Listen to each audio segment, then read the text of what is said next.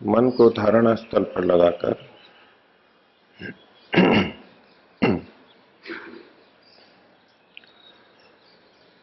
सर्वव्यापक, निराकार परमात्मा की भावना रखते हुए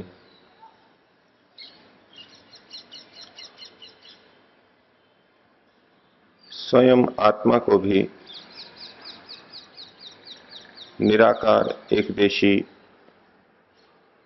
स्वीकारते हुए स्वयं को सर्वव्यापक परमात्मा में डूबा हुआ निमग्न देखते हुए ओम का उच्चारण करेंगे। श्वास भरें।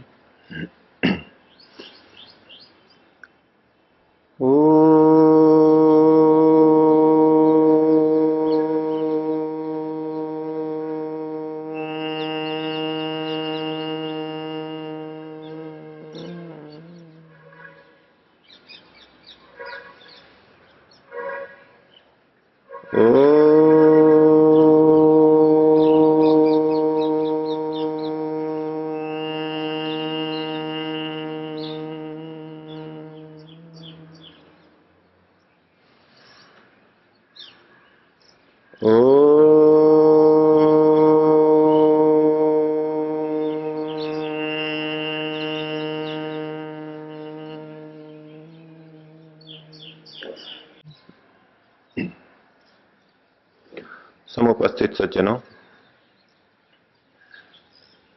कठोपनिषद की छठी वल्ली के 9वें श्लोक को हमने कल देखा, जिसमें यमाचार्य ने कहा कि जो व्यक्ति ये जान लेते हैं कि परमात्मा का स्वरूप सामने नहीं रहता और वो चक्षु से नहीं दिखाई देता, ज्ञानेंद्रियों से नहीं दिखाई देता, और साथ ही वो हृदय से, श्रद्धा से अपने को समर्थ कर लेते हैं और मनन पूर्वक अपनी बुद्धि को भी समर्थ कर लेते हैं, वे अमृत हो जाते हैं, अमृतत्व को पा लेते हैं। तो परमात्मा के ठीक ठीक स्वरूप को जानने की बात 9वें श्लोक में कही गई थी, और परमात्मा का ठीक स्वरूप जान करके आगे क्या स्थिति बनती है उसको अगले श्लोक में 10वें श्लोक में कहते हैं, यदा पंचावतिष्ठन्ते ज्ञानानि मनसा सह बुद्धिश्च न विचेष्टते तमाहुः परमाम गतिम। मनुष्य की शरीर में जो परम गति है, सर्वश्रेष्ठ गति स्थिति है, वो क्या है उसको बता रहे हैं।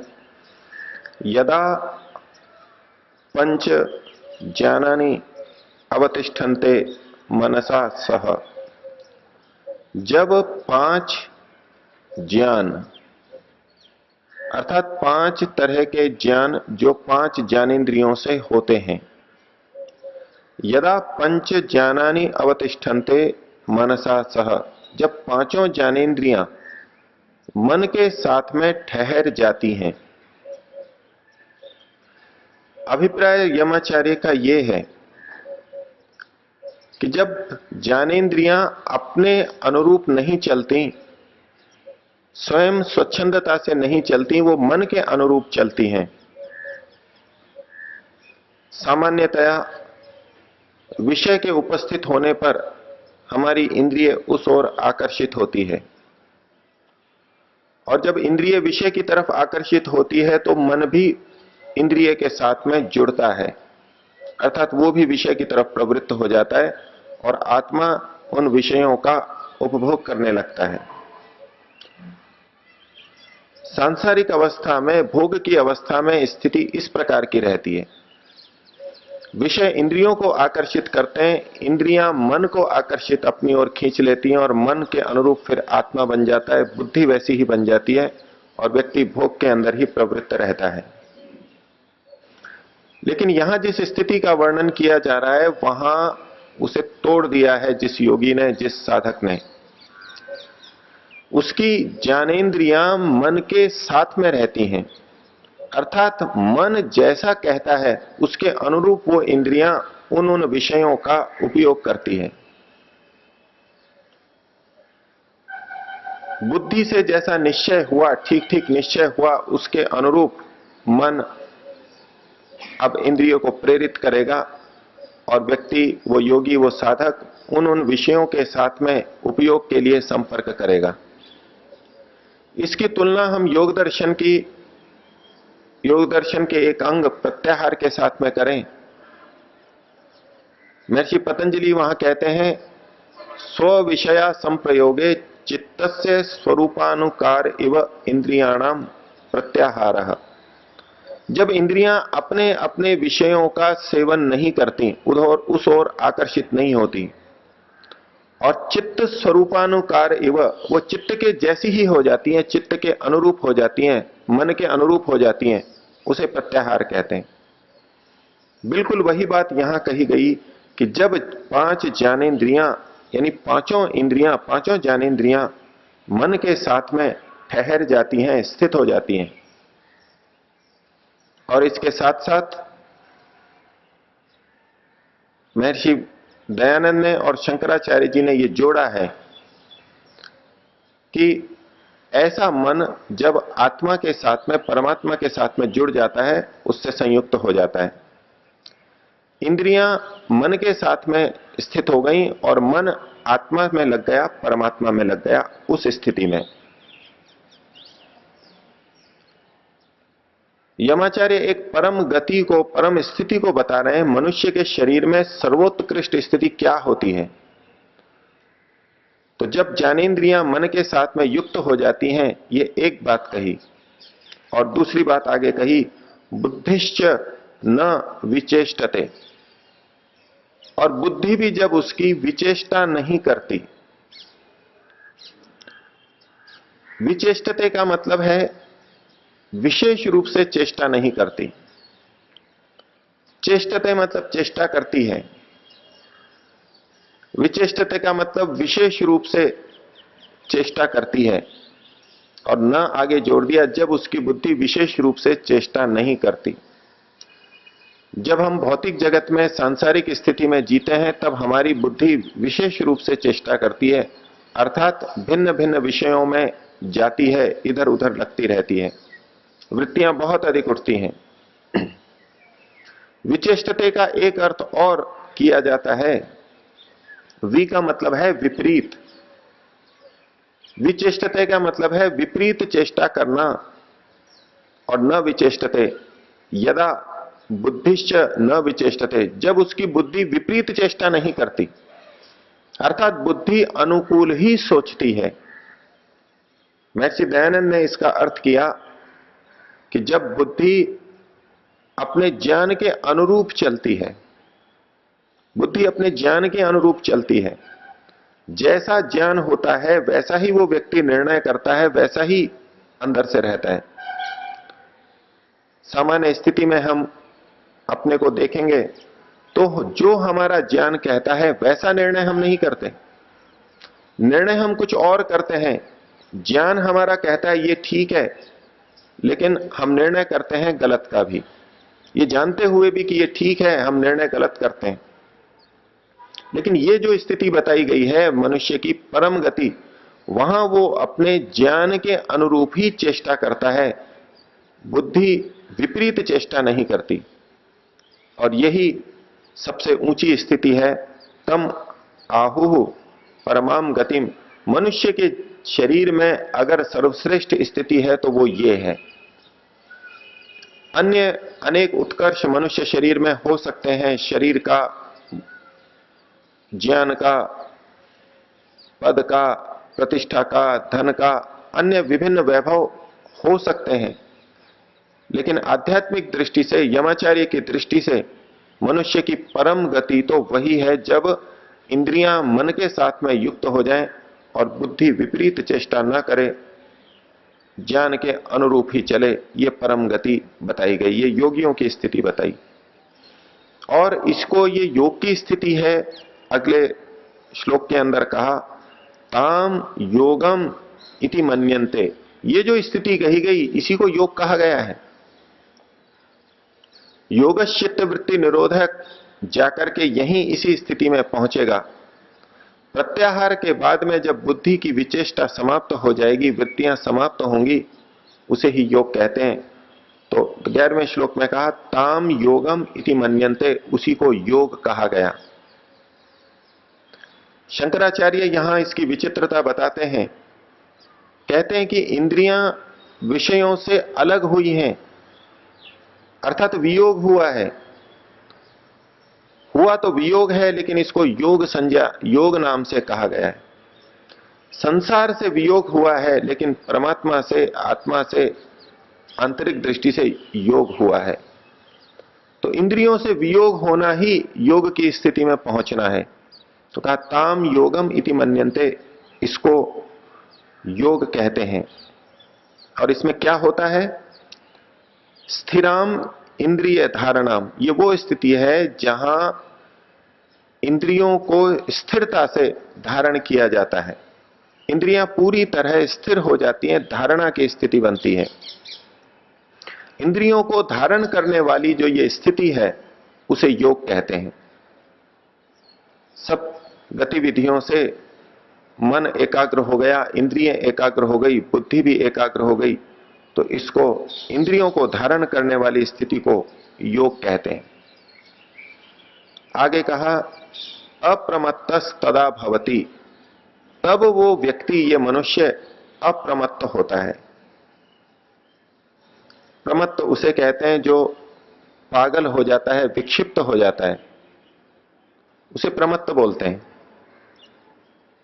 यमाचार्य की दृष्टि में जब व्यक्ति इस परम गति को प्राप्त करता है तब अप्रमत्त होता है। उससे पहले हमारी सबकी स्थिति प्रमत्त की समान है। हम प्रमाद की तरह, पागल की तरह इस जीवन को जी रहे हैं। क्योंकि पागल प्रमत्त वो होता है जिसे अपने हित का बोध नहीं होता, कुछ भी करता है। और हम जो अपना जीवन जी रहे हैं, समाधि से निचली स्थिति में जो भी सब हैं, वो एक तरह से प्रमाद की स्थिति में, प्रमत्त की, पागल की स्थिति में जी रहे हैं। क्योंकि हम अपना अहित करते रहते हैं। जो अपनी समझ से काम ले उसे हम समझदार कहते हैं। जो अपने भले बुरे को समझे उसे समझदार कहते हैं, बुद्धिमान कहते हैं। और जो अपने भले बुरे को न समझे उसे हम पागल कहते हैं, मूर्ख कहते हैं। तो लौकिक दृष्टि से भले ही हम समझदार हैं, लेकिन आध्यात्मिक दृष्टि से हम प्रमत्त बने हुए हैं। और जब व्यक्ति इस परम गति को प्राप्त करता है तब वो अप्रमत्त होता है। पूरा सावधान वो तब होता है, नहीं तो हम असावधान रहते हैं। प्रमत्त शब्द जो बना वो मदि हर्षे धातु से बना है।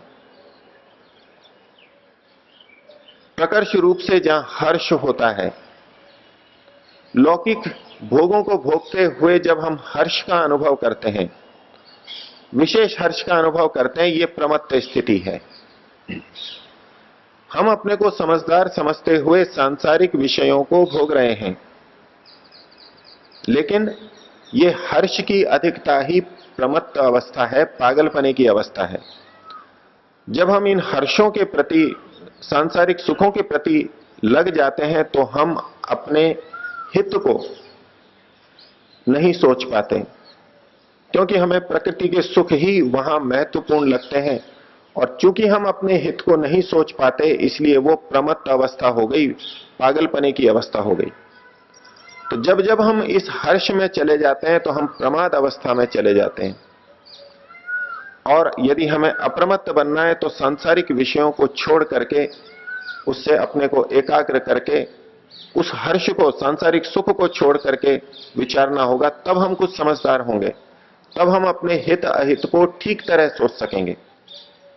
और यही बात मनुस्मृतिकार ने भी कही कि ये जो धर्म का ज्ञान है वो किन के लिए है? अर्थ कामेश्वसक्ता नाम धर्म ज्ञानम विधीयते।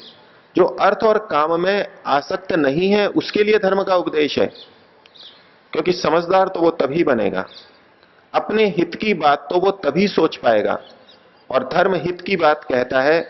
प्रमत्त व्यक्ति, भोगों में फंसा हुआ व्यक्ति अपने हित की बात नहीं सोच सकता, उसको वो हित दिखाई ही नहीं देगा, उसको धर्म की बात, हित की बात अच्छी लगेगी ही नहीं। इसलिए कहा अप्रमत्तस तदा भवति, उस स्थिति में ये व्यक्ति अप्रमत्त हो जाता है और यही परम गति है। और फिर एक परिभाषा और दे दी कि योग किसे कहते हैं। योगो ही प्रभवाप्ययौ। योग क्या है? प्रभव और अप्यय, ये ही योग है। प्रभव का मतलब है उत्पत्ति और अप्यय का मतलब है नाश। उत्पत्ति होना, उद्भव होना और नाश होना, यही योग है। बड़ी विचित्र बात यहां पर कह दी गई।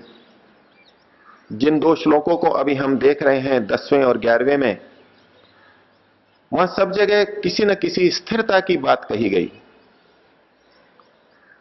और यहां योग की परिभाषा प्रभव और अप्यय जिसमें होते रहते हैं, उत्पत्ति और विनाश जिसमें होते रहते हैं, यानी अस्थिरता जिसमें होती है, उसको योग कहा जा रहा है। और उपनिषद बड़े रहस्यवादी हैं, लेकिन तत्व तक हमारे को पहुंचा देते हैं।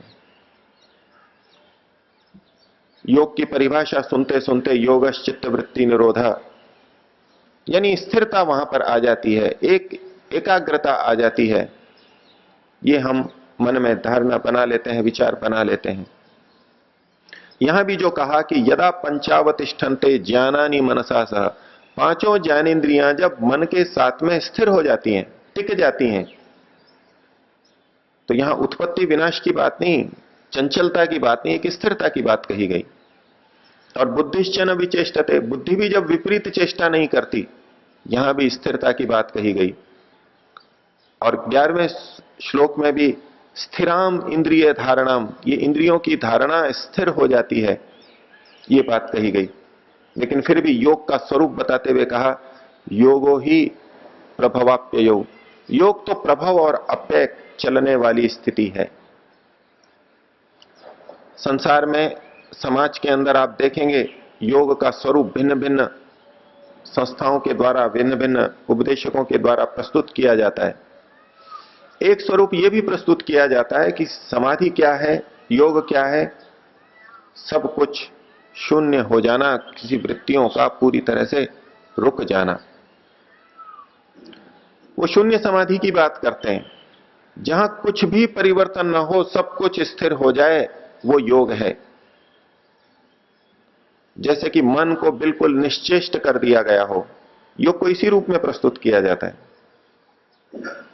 लेकिन यमाचार्य कहते हैं योगो ही प्रभवाप्ययो, योग में तो प्रभव और अप्यय, उत्पत्ति और विनाश सतत होगा।